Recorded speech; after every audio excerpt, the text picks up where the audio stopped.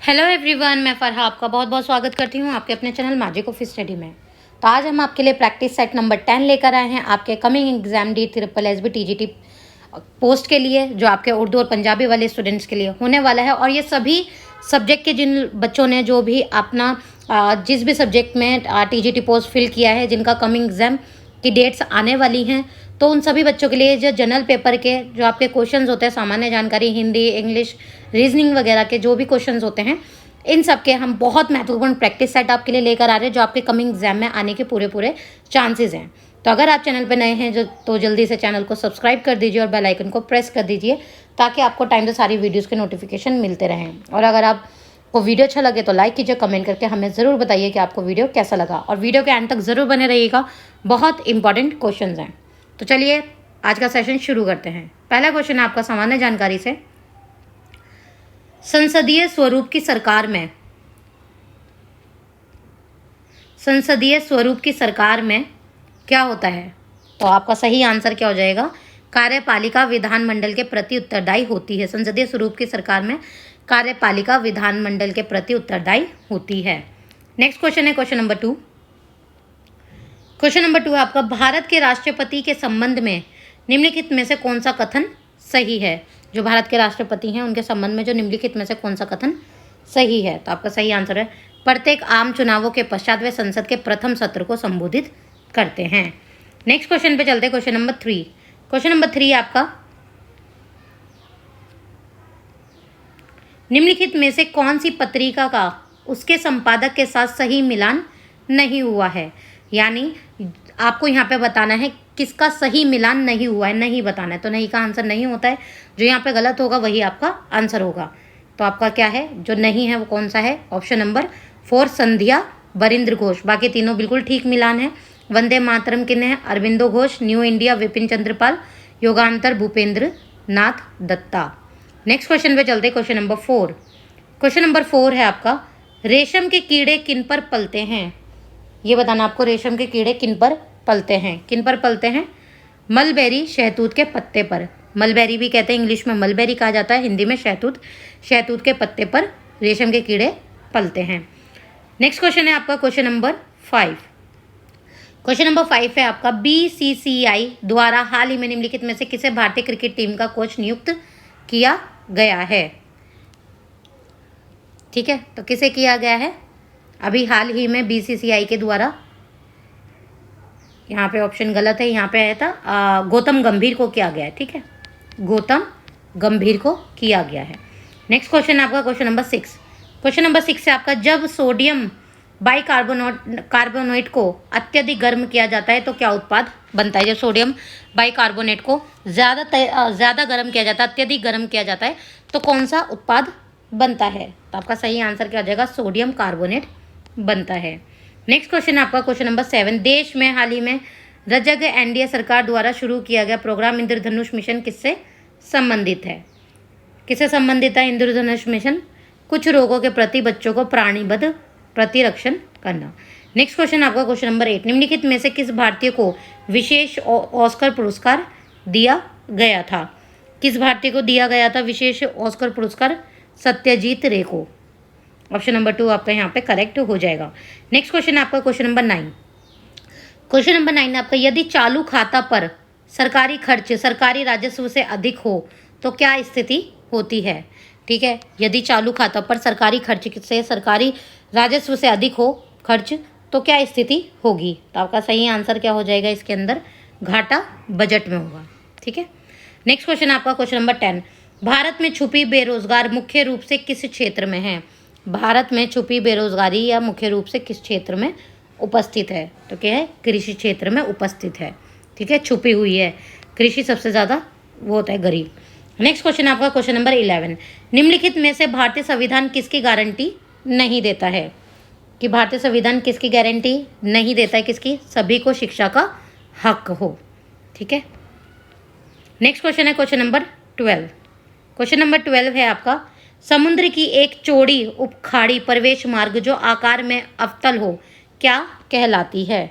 समुद्र की एक चौड़ी उपखाड़ी जो प्रवेश मार्ग में आकार में अवतल हो वो क्या कहलाती है? क्या कहलाती है? तो आपका सही आंसर हो जाएगा खाड़ी कहलाती है। नेक्स्ट क्वेश्चन पे चलते हैं, क्वेश्चन नंबर 13। क्वेश्चन नंबर 13 है आपका, पंजाब में बड़ी संख्या में आपलावन नहर है, इसमें जल कहाँ से आता है? जो आपलावन नहर है पंजाब में, इसका जो जल है वो कहाँ से आता है? तो आपका सही आंसर हो जाएगा सतलुज नदी से आता है। नेक्स्ट क्वेश्चन है क्वेश्चन नंबर 14। एस्परजीसल के लैंगिक जनन अंग से है। एस्परजीसल के लैंगिक जनन अंग से है, तो क्या है? पुंधानी और एस को धानी। नेक्स्ट क्वेश्चन है आपका क्वेश्चन नंबर 15। तारे चमकते हैं किंतु ये नहीं चमकते, क्योंकि? तारे चमकते हैं किंतु ये नहीं चमकते, क्या नहीं चमकते वो बताना है आपको। तो आपका सही आंसर हो जाएगा यहाँ पर ऑप्शन नंबर 4 हो जाएगा आपका। वह पृथ्वी के करीब है इसलिए उनसे अधिक प्रकाश मिलता है और प्रबलता में यदि छोटे परिवर्तन होते भी हैं तो वे नज़र में नहीं आते हैं। नेक्स्ट क्वेश्चन है आपका क्वेश्चन नंबर 16। क्वेश्चन नंबर 16 है आपका, एक्सरे के संबंध में निम्नलिखित विकल्पों में से कौन सा विकल्प सही नहीं है? नहीं बताना है कौन सा विकल्प यहाँ पर सही नहीं है। तो कौन सा है? इसमें कम भेदन क्षमता होती है, ठीक है, इसमें कम भेदन क्षमता होती है। नेक्स्ट क्वेश्चन पे चलते हैं, क्वेश्चन नंबर 17। क्वेश्चन नंबर 17 है आपका, एंटीवायरस सॉफ्टवेयर द्वारा पता लगाए जाने से बचने के लिए निम्नलिखित में से कौन जब भी स्थापित किया जाता है परिवर्तित होता है? एंटीवायरस सॉफ्टवेयर द्वारा पता लगाना है कि निम्नलिखित में से कौन जब भी स्थापित किया जाता है तो परिवर्तित होता है। तो आपका सही आंसर क्या हो जाता है? Polymorphic virus. नेक्स्ट क्वेश्चन पे चलते हैं, क्वेश्चन नंबर 18। क्वेश्चन नंबर 18 आपका, निम्नलिखित में से कौन सी खरपतवार औद्योगिक बहिस्त्राव से होने वाले जल प्रदूषण को नियंत्रित कर सकती है? तो कौन सी है? जल कुंभी। ऑप्शन नंबर 3 यहाँ पर आपका करेक्ट हो जाएगा। नेक्स्ट क्वेश्चन है आपका क्वेश्चन नंबर 19। निम्नलिखित में से किसका विश्व बैंक भी कहा जाता है? निम्नलिखित में से किसको विश्व बैंक भी कहा जाता है? किसे कहा जाता है विश्व बैंक? अंतर्राष्ट्रीय पुनर्निर्माण एवं विकास बैंक को विश्व बैंक भी कहा जाता है। तो ऑप्शन नंबर 2 यहाँ पर आपका करेक्ट हो जाएगा। नेक्स्ट क्वेश्चन पे चलते हैं, क्वेश्चन नंबर 20। क्वेश्चन नंबर 20 है आपका, फ्लैग इट माई वे पुस्तक के लेखक का नाम बताइए। फ्लैग इट माई वे पुस्तक के लेखक का नाम बताइए। तो आपका सही आंसर क्या हो जाएगा? सचिन तेंदुलकर। अब आ जाते हैं हिंदी वाले सेशन पे। यहाँ पर आपको वही सेम यही प्रोसेस आपका एग्जाम में होगा। त्रुटियाँ बतानी है उसके अनुरूप, और अगर कोई त्रुटि ना हो तो ऑप्शन नंबर 4 चूज़ करना है, और अगर त्रुटि है तो ऑप्शन नंबर 1, 2, 3 चूज़ करना है। क्वेश्चन नंबर है, शीला अस्वस्थ होने के लिए आज विद्यालय नहीं गई। अस्वस्थ होने के लिए आज विद्यालय नहीं गई, कोई त्रुटि नहीं है। तो यहाँ पर आपका क्या हो जाएगा? अस्वस्थ होने के लिए, अस्वस्थ नहीं, शीला अस्वस्थ है इसलिए वो आज विद्यालय नहीं गई। तो यहाँ पे ऑप्शन नंबर 2 यहाँ पे गलत है, तो आप यहाँ पे ऑप्शन नंबर 2 चूज़ करेंगे। 62 क्वेश्चन नंबर है आपका, सड़क में बारिश का पानी भर गया है, कोई त्रुटि नहीं है। तो यहाँ पे क्या गलती है वो बतानी है। तो क्या है? सड़क में नहीं, सड़क पे होता है, सड़क पे बारिश का पानी भर गया है, ठीक है। नेक्स्ट क्वेश्चन है क्वेश्चन नंबर 63। आकाश में बादल गरजा रहे हैं। तो यहाँ पे साफ दिख रहा है कि ऑप्शन नंबर 3 है आपका, गरज रहे हैं, गरजा नहीं, आपका क्या ऑप्शन होता है? गरज रहे हैं। तो ऑप्शन नंबर 3 बिल्कुल सही हो जाएगा। निम्नलिखित प्रश्न के वाक्यों के रिक्त स्थानों की उचित पूर्ति करनी है, यानी आपको रिक्त स्थान फिल करने हैं बिल्कुल जो इनका उचित यहाँ पे। क्वेश्चन नंबर 64 है, ऐसा व्यक्ति जिसके आने का दिन, दिनांक और समय पहले से ही निश्चित होता है, डैश कहलाता है। डैश कहलाता है। तो कौन है? अतिथि। ऐसा व्यक्ति जिसके आने का दिन, दिनांक और समय पहले से निश्चित नहीं होता है, नहीं होता है, सॉरी यहाँ पे बोला जा रहा है नहीं होता है, डैश कहलाता है। तो अब ये देखिए, नहीं होता है यानी कौन होते हैं? जो व्यक्ति जिनका आने का दिन, तारीख या समय निश्चित नहीं होता है, वो कौन कहलाता है? मेहमान कहलाते हैं, जिसे हम अतिथि कहते हैं। तो ऑप्शन नंबर 4 यहाँ पे आपका करेक्ट हो जाएगा। नेक्स्ट क्वेश्चन आपका क्वेश्चन नंबर 65। माता जी को डैश, माता जी को डैश, तो इस डैश में क्या आएगा? प्रणाम, माता जी को प्रणाम, ठीक है। नेक्स्ट क्वेश्चन है क्वेश्चन नंबर 66। क्वेश्चन नंबर 66 है आपका, स्वतंत्रता के उपरांत हमने ज्ञान और विज्ञान के डैश में प्रगति की है। तो यहाँ पे आपको बिल्कुल ऑप्शन नंबर 3 सही हो जाएगा। हमने क्या, स्वतंत्रता के उपरांत हमने ज्ञान और विज्ञान के क्षेत्र में प्रगति की है। नेक्स्ट है आपका समानार्थक शब्द बताने, यानी पर्यायवाची शब्द आपको बताने हैं। क्वेश्चन नंबर 67 है आपका स्वच्छ। स्वच्छ का पर्यायवाची क्या हो जाएगा? निर्मल, पंकित, नीरज या नीरद? निर्मल। नेक्स्ट क्वेश्चन है क्वेश्चन नंबर 68। 68 है ग्रीष्म। ग्रीष्म होता है गर्म, तो क्या हो जाएगा आपका यहाँ पर 68 का जो ऑप्शन है क्या हो जाएगा? ग्रीष्म होता है गर्मी, यानी गर्मी इसका पर्यायवाची। नेक्स्ट क्वेश्चन है क्वेश्चन नंबर 69 शाश्वत। शाश्वत, शाश्वत का क्या हो जाएगा? चिरंतन। आपको यहाँ पे पर्यायवाची बताना, ऑप्शन नंबर 3 यहाँ पे करेक्ट हो जाएगा।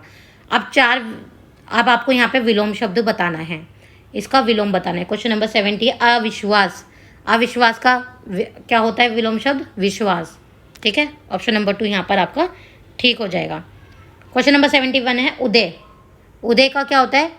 उगना, और अस्त होता है आपका डूबना, तो उदय का आपका हो जाएगा अस्त। नेक्स्ट क्वेश्चन पे चलते हैं, क्वेश्चन नंबर 72। क्वेश्चन नंबर 72 है पुण्य। पुण्य का क्या होता है कि इन्होंने पुण्य किया है और पाप किया है, तो क्या हो जाएगा यहाँ पर ऑप्शन नंबर 3 आपका करेक्ट हो जाएगा, पाप। फिर आगे क्या है, वाक्यों के लिए आपको शुद्ध वाक्य चुनना है। यहाँ पर आपको शुद्ध वाक्य चुनना है कि कौन सा वाक्य शुद्ध है। तो क्वेश्चन नंबर 73 है मैंने 1 रुपये का सामान खरीदा। सही बात है। मैं 1 रुपये का सामान खरीदा, गलत बात है। मुझे 1 रुपये का सामान खरीदा, मैं 1 रुपये का, तो यहाँ पर आपका सही हो जाएगा ऑप्शन नंबर 1। नेक्स्ट क्वेश्चन है क्वेश्चन नंबर 74। उसे कॉफ़ी बनाना नहीं आता। उसे कॉफ़ी बनानी नहीं आता। उसे कॉफ़ी बनाना नहीं आता, या उसे कॉफ़ी बनाने को नहीं आती, तो क्या हो जाएगा यहाँ पर सही क्या हो जाएगा ऑप्शन नंबर, उसे कॉफ़ी बनाना नहीं आता। बाकी तीनों बिल्कुल गलत हैं। फिर है आपका क्वेश्चन नंबर 75। क्वेश्चन नंबर 75 में भी आपको अशुद्ध चुनना है। देश का सम्मान की रक्षा करो, गलत है। देश के सम्मान की रक्षा करो, देश को सम्मान की रक्षा करो, देश के लिए सम्मान की रक्षा करो, तो यहाँ पर आपका करेक्ट क्या हो जाएगा? देश के सम्मान की रक्षा करो। ठीक है। नेक्स्ट क्वेश्चन है आपका अनुच्छेद है, इसको प्रास्तिक विकल्पों में अनुच्छेद पढ़े और प्रस्तावित वो करें। अब यहाँ पे आपको अनुच्छेद दे दिया गया है, अनुच्छेद को पढ़कर आपको यहाँ पे आंसर करना है। वो अलग अलग आपको एग्जाम में देखने को मिलते हैं। ठीक है, अन पैसेज जो होते हैं आपके अनरीड पैसेज वो आ जाते हैं। इंग्लिश में भी आपको वही है कि यहाँ पे फिल करना है आपको। क्वेश्चन नंबर 81 है आपका the computer dash nonsense because there was a mistake in the programming, तो सही आंसर क्या हो जाएगा यहाँ पर आपका?